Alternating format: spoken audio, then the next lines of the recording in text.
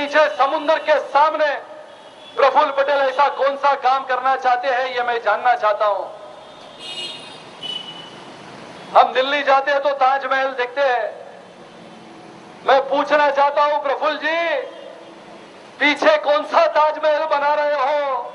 वर्ली में बसे हुए जनता जानना चाहती है कि पीछे कौन सा ताजमहल है, और इसकी जानकारी अगर नहीं मिली तो आने वाले कई दिनों में उस ताजमहल पे घुसने का काम भारतीय जनता पार्टी और कार्यकर्ता करेंगे। मैं कहता हूं, कोयला घोटाले में पंतप्रधान मनमोहन सिंह जी का नाम आता है,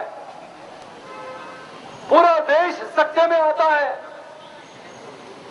रिलायंस की मध्य प्रदेश में बसी हुई खदान का नाम आता है। अनिल अंबानी की रिलायंस पे उंगलियां उठती है, लेकिन प्रफुल्ल पटेल जी का फोटो दूसरे दिन अखबार में से गायब होता है। ना पुलिस जानती है, ना राष्ट्रवादी कांग्रेस पार्टी के कार्यकर्ता जानते हैं कि हमारे अलाउद्दीन जैसे नेता का फोटो गायब कैसे हुआ। कांग्रेस के चंबल के डकैत हिंदुस्तान में बसे हुए हर उद्योग में डकैती डाल रहे हैं और हिंदुस्तान की जनता शांत बैठी है। मैं पूछना चाहता हूं कि इतने घोटाले में नाम आने के पश्चात हिंदुस्तान की जनता इंतजार कर रही है कि कब 2014 आता है, और चाहे पंतप्रधान मनमोहन सिंह हो या चाहे प्रफुल्ल पटेल हो, इन सबको इस बार अगर हिंदुस्तान की जनता घर में बैठाएगी तो मैं मानता हूं कि हिंदुस्तान की जनता में चेतना है, हिंदुस्तान की जनता में क्षमता है। भारतीय जनता पार्टी पूरे हिंदुस्तान में आंदोलन करेगी। लेकिन अगर गुजरात के नरेंद्र भाई मोदी जी का नाम आता है